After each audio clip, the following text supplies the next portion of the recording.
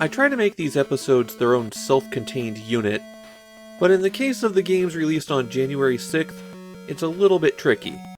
An event occurs on January 7th that gives them a bit of an odd context, and because the games from January 6th are so unmemorable, Ganbare Goemon 2 is often folded into this as well. I don't want to repeat lengthy exposition twice, so I'll explain next time why these games are considered to be the dividing line between the old and new. Right now though, we've got our first Sega game released on a Nintendo platform not by Sunsoft. Sunsoft is going to make one more Sega game, but Sega's now getting their games published to the Famicom through other groups. Space Harrier was one of Sega's biggest arcade hits, and it is one of the best shooters out there. A real showcase of their superscalar technology. It's also one of my personal favorites, and it makes this Famicom port hurt so much. The story of Space Harrier is given in an English text scroll, but it doesn't matter at all. You're just a guy who showed up to fight some bad things that have taken over a planet. Also, you ride a dragon on 2 stages. Now, before I get in depth on why Space Harrier is one of the worst Famicom games out there, there's something I need to point out. When you get a game over, there is no continue option. However, there are 3 different codes that will let you continue when the game says game over. Just don't hit A or B as it says game over, because that will throw you to the high score chart. Now, of those codes, 2 of them are very long and can only be used twice. The other is down down up up and can be used as many times as you like. And you're absolutely right, I am going to credit feed my way through this thing. Space Harrier is a shoot 'em up where your perspective is behind the hero who is flying forward in the screen. It's a kind of 3D view that's made by increasing the size of the sprites.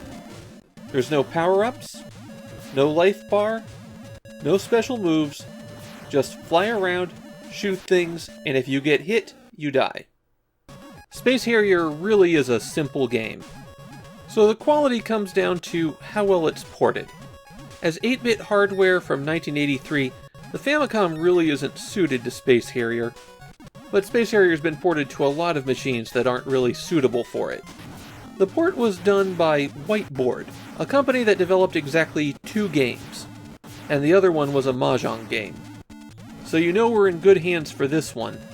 I'm going to say all the nice things about this game first.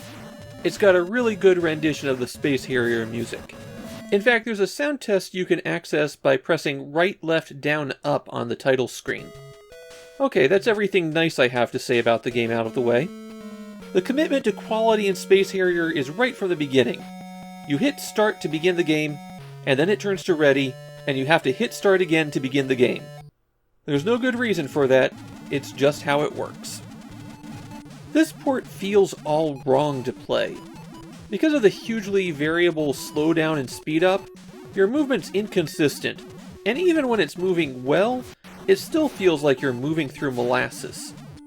Not very good when you need to dodge things at high speed. And your shooting is inconsistent as well. There will be times where you just stop shooting for no reason. It only lasts about a second, but again, this is a high-speed action game. In the arcade Space Harrier, there were several bosses that were just piles of regular enemies. The Famicom can't do piles of enemies, so for those bosses, they come out just a couple at a time, and usually from a very consistent location, so you can shoot them as they spawn. And then we have the visuals. The alternating checkerboard really does not give a sense of motion. At least it isn't high contrast, and the frame rate is so low that it can't flicker that much. So it's more likely to induce headaches in viewers rather than seizures. The graphics also cause what is the worst problem with Space Harrier. The sense of depth to the enemy bullets is all wrong. While I was playing, I came to a realization. Enemies are drawn at 5 different sizes. Bullets are drawn at 3. That makes the bullet scaling to the point that they can hit you inconsistent. And worse, enemies that are too far away to collide with you are still in front of bullets that can hit you. Dodging those bullets is one of the most important things in Space Harrier, and that's where they really dropped the ball. I wouldn't have minded losing an enemy if it meant getting decent bullet behavior. If you make your way through all 18 stages and defeat the final boss, you get this magnificent ending. Doesn't that feel special? There are 2 special codes you can enter on the sound test screen that are useful to be aware of. First, enter the songs in this order, and you get to a configuration screen. Why this wasn't more easily accessible, I don't know.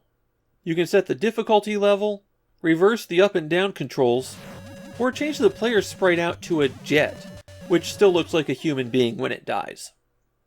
The other, much easier to remember code takes you to a level select, and then when you exit the sound test, that's the stage you'll start on.